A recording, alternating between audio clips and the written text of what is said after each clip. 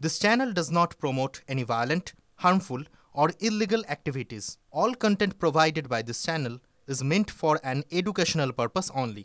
Top quality और consistent performance के लिए सिर्फ सिल्वर पंप नाम याद रखना। বাংলাদেশের বিএনপি নেতা ভারতীয় ভোটার শেখ হাসিনার জামানায় বাংলাদেশ থেকে ভারতে পালিয়ে এসে পরিচয় গোপন করে বিয়ে করেন ভারতীয় মহিলাকে। শাশুড়িকে মা সাজিয়ে ভারতীয় নথিও বানায় কীর্তিমান বাংলাদেশি। অভিযোগ, হাসিনা সরকারের পতনের পর সন্তান ফেলে পালিয়ে গিয়েছেন বাংলাদেশে। এমনই অভিযোগ ঘিরে চাঞ্চল্য ছড়িয়েছে উত্তর 24 পরগনার বাগদা থানার বাগি এলাকায়। ওনার ভোটের জন্য না, ওনার ভোট কেটে দেবে তাই। আমার ভোট কেটে দেবে? কার ভোট কেটে দেবে? স্বামীর। স্বামীর ভোট কেটে দেবে কেন? ওই উনি বাংলাদেশি তাই। মানে কি আপনার মায়ের নাম ব্যবহার করে শাশুড়ির নাম? হ্যাঁ হ্যাঁ। শাশুড়ি আর মার ছেলে হয়ে উনি এই জায়গায় থাকে। এটা ওনার বাড়ি কোনে, প্রথমে হয়তো জানিনি আমরা, তারপরে গিয়ে জানতে পারি বাংলাদেশে। মানে আপনার মায়ের নামে ভোট করে উনি ছেলে হিসেবেই থাকে। ইলেকশন সেকশনের স্টাফ ওখানে যান, তখন বাড়িতে বাবা বা ছেলে কাউকেই পাওয়া যায়নি। তদন্ত প্রক্রিয়া চলছে, তদন্ত প্রক্রিয়া কমপ্লিট হলে আমরা এই বিষয়ে বিস্তারিত বলতে পারবো। না, এখন উনি কোথায় গেছেন, কোথায় আছেন, এই বিষয়গুলো জানা দরকার। না হলে তো পুরো তদন্ত প্রক্রিয়া শেষ না হলে এই বিষয়ে কিছু বলা মুশকিল। এখন সঙ্গে টেলিফোন লাইনে রয়েছেন বিজেপি নেতা জগন্নাথ চট্টোপাধ্যায়। আপনাকে স্বাগত টিভি9 বাংলায়। দেখুন, বাংলাদেশ থেকে ভারতে পালিয়ে এসে গোপনে এসে পরিচয়পত্র তৈরি করে ফেললো এবং বিয়েও করেছেন ভারতীয় মহিলাকে, এমনকি শাশুড়িকে মা সাজিয়ে ভারতীয় নথি বানিয়েছে এই কীর্তিমান। কি বলবেন? এটাই মোডাস অপারেন্ডি। ওদিক থেকে আসছে অনুপ্রবেশকারী হয়ে, এখানে বাবা ভাড়া করছে অথবা মা ভাড়া করছে। এই বাবা মা ভাড়া করে ভোটার কার্ড বানাচ্ছে।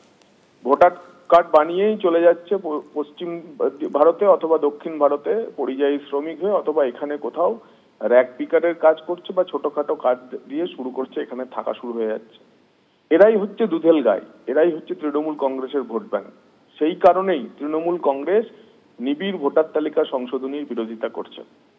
যে তৃণমূল কংগ্রেস 1993 সালে 13 জন শহীদ হয়েছিল যে সচিত্র পরিচয়পত্র এবং ভোটার তালিকা সংশোধনের দাবির আন্দোলনে, সেই তৃণমূল কংগ্রেস আজকে বলছে ভোটার তালিকা সংশোধনের হবে না, বিরোধিতা করব, ঘেরাও করব। কারণ আপনারাই নিয়ে আসছেন সামনে। আমরা চাই ত্রুটিমুক্ত ভোটার তালিকা, মৃত ভোটার বাদ যাক, যারা যে ভোটার ঠিকানা বদল করে স্থায়ীভাবে অন্যত্র চলে গেছে তাদের নাম বাদ যাক, একই নাম বারবার থাকলে সেই নাম বাদ যাক, এবং বিদেশি অনুপ্রবেশকারী মানে বাংলাদেশি অনুপ্রবেশকারী, রোহিঙ্গা, অন্যান্য যারা বিদেশি ভোটাররা এখানে ভোটার তালিকায় নাম তুলেছে তাদের নাম বাদ যাক। একেবারে ধন্যবাদ। আমাদের সঙ্গে টেলিফোন লাইনে ছিলেন বিজেপি নেতা জগন্নাথ চট্টোপাধ্যায়। ধন্যবাদ আপনাকে। যে খবর আপনাদেরকে জানাচ্ছিলাম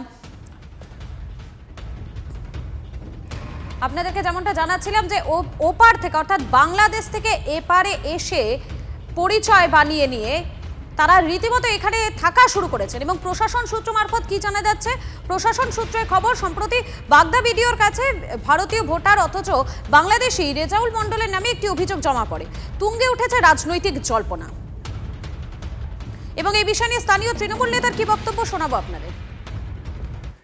এখানে বিয়ে করিয়েছে, তারপরে এখানে ভোটার হয়েছে, শাশুড়িকে মা বলি যেহেতু ভোটার করেছে, তার জমি জায়গা আছে ওর শ্বশুরের শাশুড়ির, সেই হিসাবে মেয়েটা আমাদের এখানকার, এই গ্রামেই বাড়ি, আমরা তাকে তো চিনি, তার দুটো বাচ্চা আছে, সেও এখানকার, কিন্তু ওই যে জামাইটা এখানকার না। ও বাড়ি বাংলাদেশে, কোন জায়গায় তো বলতে পারবো না। আপনারা শুনলেন কি বলছেন তৃণমূল নেতা, স্থানীয় তৃণমূল নেতার বক্তব্য আপনাদেরকে শোনালাম। এবং বাংলাদেশে তিনি থাকতেন, বাংলাদেশ থেকে এই দেশে পালিয়ে এসে গোপন পরিচয় রেখে সে কিনা ভারতীয় এক মহিলাকে বিয়েও করে নিল। এবং তারপর এখানেই শেষ নয়, এই কীর্তিমানের কীর্তি শুনুন। শাশুড়িকে মা সাজিয়ে ভারতীয় নথি বানিয়ে ফেললো এই কীর্তিমান বাংলাদেশি। অভিযোগ, হাসিনা সরকারের পতনের পর স্ত্রী সন্তান ফেলে পালিয়ে গিয়েছেন বাংলাদেশে। এবং এমনই অভিযোগ ঘিরে চাঞ্চল্য ছড়িয়েছে উত্তর 24 পরগনার বাগদা থানার বাগি এলাকায়।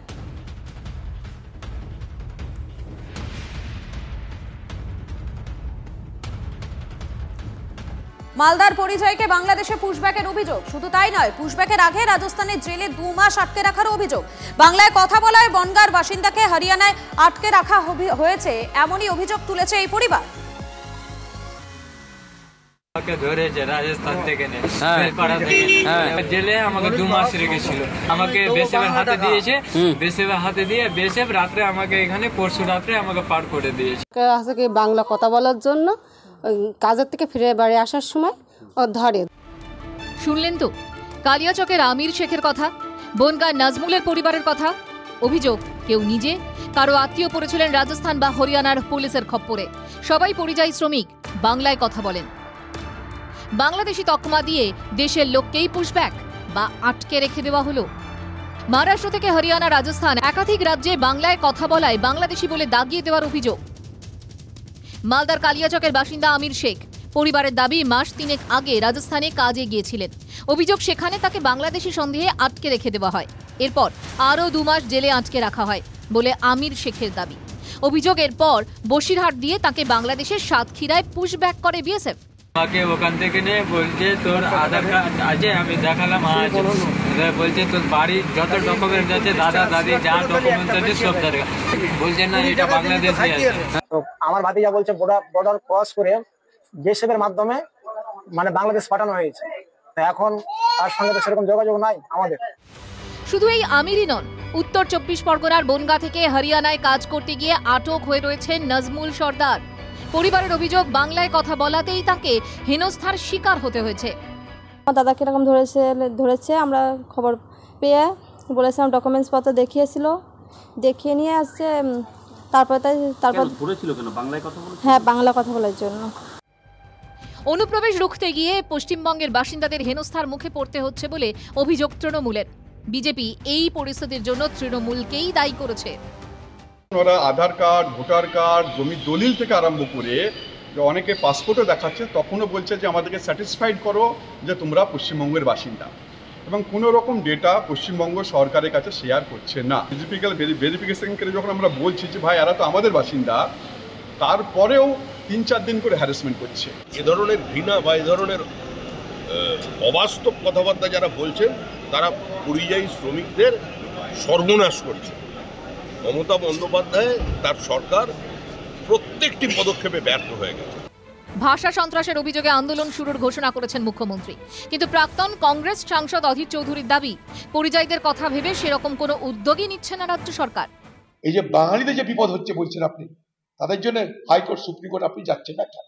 আপনি হাইকোর্টে, সুপ্রিম কোর্টে একদম সরকারি লয়ার রেখে দিন, কেউ বিপদে বলে সঙ্গে সঙ্গে সে তাকে আইনি সাহায্য করবে। এদিন এ নিয়ে রাহুল গান্ধীর সঙ্গে দেখা করে পদক্ষেপের আর্জি কংগ্রেস সাংসদ ঈশা খান চৌধুরী। বাঙালি হেনস্থার প্রতিবাদে কংগ্রেসকেও সরব হতে আবেদন করেছেন তিনি। আজকে সরকার যদি লেবার ক্লাসকে তুলে, তাহলে আমাদেরকেও তুলতে পারেন, সঙ্গে সঙ্গে ডকুমেন্টস নাও থাকতে পারে, না থাকলেও আপনাকে বাংলাদেশ পাঠাবেন। 26-এর ভোটের আগে বাঙালি পরিযায়ীদের হেনস্থার ইস্যুতে কি কাছাকাছি আসবে তৃণমূল ও কংগ্রেস? উত্তর দেবে সময়। Bureau report, TV9 Bangla. ঝাড়খণ্ডে পৌঁছে গেল গভীর নিম্নচাপ। রাঁচির কাছে নিম্নচাপ সরবে মধ্য ভারতের দিকে। আজ বিক্ষিপ্ত বৃষ্টির পূর্বাভাস দক্ষিণবঙ্গে। বিস্তারিত জানাবে কমলেশ রয়েছেন আমাদের সঙ্গে টেলিফোন লাইনে। কমলেশ, আবহাওয়া দপ্তর সূত্র মারফত আর কি আপডেট রয়েছে? দেখো, এই গভীর নিম্নচাপ যেটা এখন ঝাড়খণ্ডে রয়েছে তার খুব একটা শক্তি ক্ষয় হয়নি, শক্তি এখনো অনেকটাই রয়েছে। ফলে বঙ্গোপসাগর থেকে জলীয় বাষ্প যাচ্ছে, সেটাও আমাদের দক্ষিণবঙ্গের অনেক জেলার উপর দিয়েই যাচ্ছে। 1 নম্বর হচ্ছে যে মৌসুমী অক্ষরেখা এখনো দক্ষিণবঙ্গের উপর রয়েছে। ফলে বৃষ্টির হাত থেকে যে মানে আবহাওয়ার খানিকটা হয়তো উন্নতি হতে পারে, কিন্তু বৃষ্টি বাদলা বিক্ষিপ্ত বৃষ্টি বিভিন্ন জেলায় হতে পারে, এবং তার সঙ্গে দক্ষিণ 24 পরগনা, পুরুলিয়া এবং বাঁকুড়া এই 3 জেলায় ভারী বৃষ্টির পূর্বাভাস রয়েছে। নিম্নচাপ অনেকটা দূরে সরে গেলেও এই পরবর্তীকালে দেখা যাচ্ছে মঙ্গলবার নাগাদ বৃষ্টি আবার একটু বাড়তে পারে। মঙ্গলবার কিছু জেলা, বিশেষ করে উপকূলের উত্তর দক্ষিণ 24 পরগনায় ভারী থেকে অতি ভারী বৃষ্টির পূর্বাভাসও রয়েছে। ফলে বৃষ্টি হয়তো খানিকটা আজকে কিছু জায়গায় কমেছে, কিন্তু একেবারে বৃষ্টি বন্ধ হয়ে যাচ্ছে না, বরং আরো বৃষ্টি হতে পারে, এরকম একটা পূর্বাভাস আলিপুর আবহাওয়া দপ্তর দিচ্ছে। একেবারে ধন্যবাদ কমলেশ।